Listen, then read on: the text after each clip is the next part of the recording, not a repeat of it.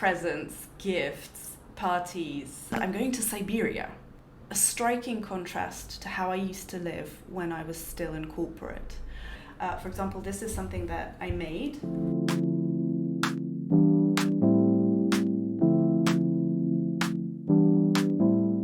Hello, welcome to my studio chat format, and welcome to my studio. One of my paintings is just behind me, and I'm surrounded by curiosities I love that make me happy and tranquil. These formats will be really unscripted. It's almost like going live, streaming. I'm sure they will evolve with practice, but this is my first one, so bear with me. And I want to tell you something interesting. I am going on a holiday, and I'm going to Siberia. I've never been. It is incredibly exciting. I've never been to that part of the world. And it's Krasnoyarsk, which is a 5-hour flight from Moscow, and then 8 more hours, I believe, by car to the river Yenisey, which is huge. And there's even an artificial dam there that the Soviets had built, which created this huge pool of water, which is called the Krasnoyarsk Sea. So it's not a real sea, but it's so enormous that I suppose it feels like one. Well, I haven't been and I haven't seen it with my own eyes, so I won't dwell on that. I'll get to that later once I actually come back with footage, etc. But right now I just wanted to sort of emphasize how important this is to me, because that's where my grandfather is from. And in fact, the village where he was born, called Bliss, was submerged underwater when this artificial dam was built. So I won't be traveling to his exact sort of place of origin, because that's impossible. But going there, seeing the taiga, and taiga is a Siberian forest that just lasts forever. And growing up, I remember thinking that it was a very scary place, because if you weren't from there and you didn't know things about trees, moss, anything that might give you a clue of where's north, where's south, where's east, and where's west, in a place where you can't see the sky because the trees are so old, so tall, branches intertwined, and it's very easy to get lost there. I've heard that 5 meters in, and that's it, you lose orientation. I'm very excited to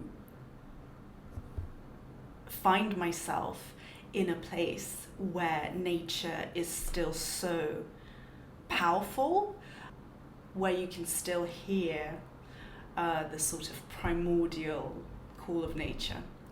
And another thing that I find absolutely incredible in terms of my personal growth experience and the way that I am evolving is that this is my 3rd holiday of this year. A striking contrast to how I used to live when I was still in corporate.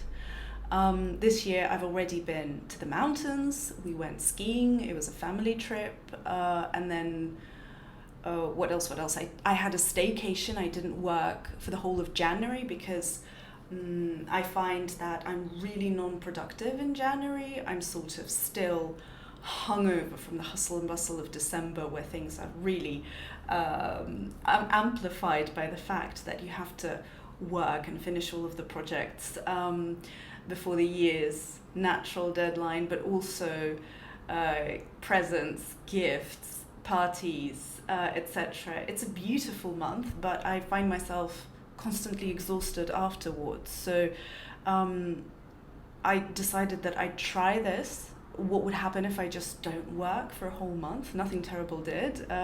It was absolutely fantastic. I'm definitely doing it next year as well. Planning my budget around the fact that there won't be an income during January, but also really honoring my natural work patterns, which aren't consistent. And I'm thinking about the year ahead, August and then autumn, and I don't think I will be planning a holiday for later, because actually autumn and the beginning of winter, sort of November, December, are my most productive stages. It's easy for me to work, I'm creative, and I'd rather use that time to make some money and to be creative and to be productive. So I'm not feeling any remorse or guilt over the fact that halfway through the year and I'm already on my third holiday, I'm actually super excited for myself. And you know how you can't be constantly productive? The resting cycle is actually a very important part of any creative cycle that we go through. And when I'm talking about a creative cycle, I'm using the very broad sense of the word. You can be creative in your office work or in whatever else you do, but you definitely need to make sure that you rest enough and that you rest the way that is actually good for you, because we are conditioned by society. It's very normal because we're social animals, and sometimes it's very easy to fall into the pattern of believing that, well, we have to take fancy holidays or travel somewhere very far or be very active during our holidays. And while it works for some, it might not necessarily work for others. For example, I love an active holiday, but not during the summer. My winters, I'm absolutely fine with doing a bit of sports, with moving around and tugging my huge snowboard all over the place and feeling absolutely content. Thinking of doing something like that when it's super hot is disgusting. So this particular retreat that I'm going to in Siberia is a very different story, I hope, because we will be placed in one area without moving around that much. So my hope is yoga, lots of swimming, meditation, and all of the other beautiful tools that I find very helpful in order to stay calm, relaxed, and therefore creative and productive. Because I work from a space of calmness and serenity other than stress and anxiety, which is also a driver for some. I'm quite careful here because I don't think that we're all built the same. And I actually know people who are happy to be a little bit stressed out because it makes them very successful. So yeah, seeing where my grandfather grew up as a kid, how he saw this world, what sort of nature surrounded him is going to be super precious for me. We were born on the same day with him, exactly 60 years apart, so I've always felt this strong connection. He's been long gone already and I dearly miss him, and I feel like this will be a chance for me to reconnect with my roots and a person who I dearly love and still miss. So I'm hoping that I will be able to create some content from Siberia, and I'm definitely linking a list that I've compiled for myself of things to sort of see in Krasnoyarsk, which is a large city in Siberia where the airport is. I'm not sure I'll have enough time, but anyway, it was really nice to sort of explore, well, what's interesting there. I'm going to do my best to make sure that I get into the Surikov Museum, because Surikov is an incredible artist that really inspires me, and it's also where he used to live. So I would really love to see his house studio and how he used to, I don't know, what inspired him, the simple things that inspired him. Do you know what I mean? Not the larger things in life, but the sort of the objects that surrounded him on a daily basis. I always find this really I want to use another word apart from exciting. What word should I use? I find it exhilarating. Like there's a life force in the little things that surround us, and it's really important to make sure that they bring you joy. For example, this is something that I made. It was actually for my daughter's birthday last year. We went and took this clay class, and it was my first attempt at making something from clay.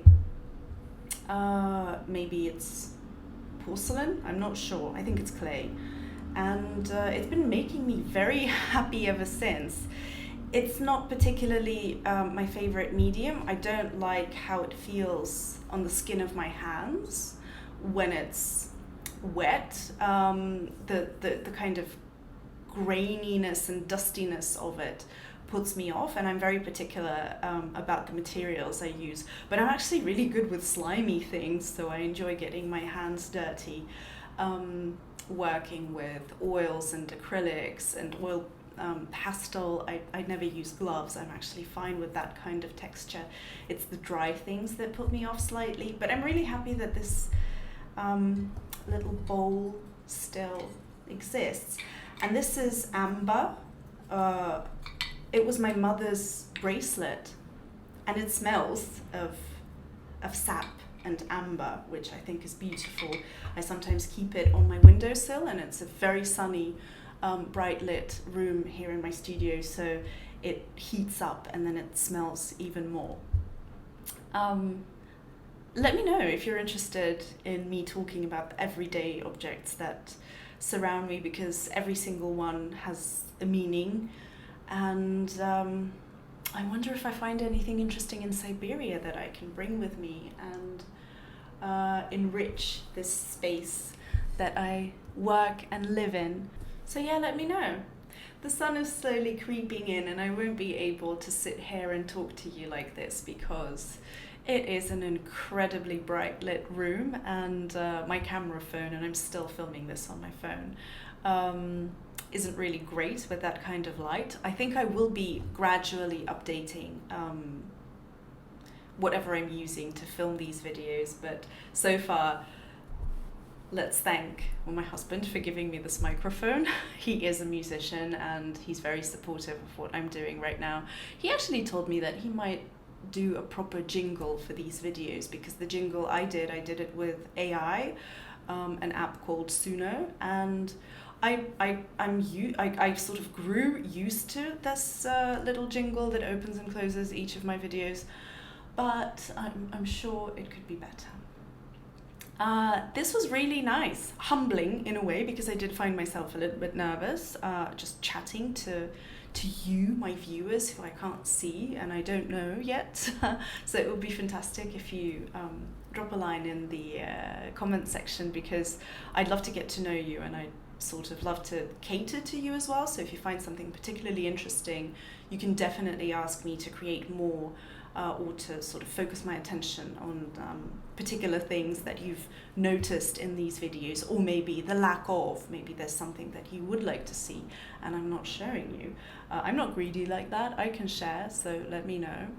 And as the sun is creeping in, I'm realizing that I have to wind down this activity that I've created for myself for this beautiful morning before my flight, and start packing, I think, and maybe do a little bit of a B-roll for you so that you find this video more interesting and more captivating.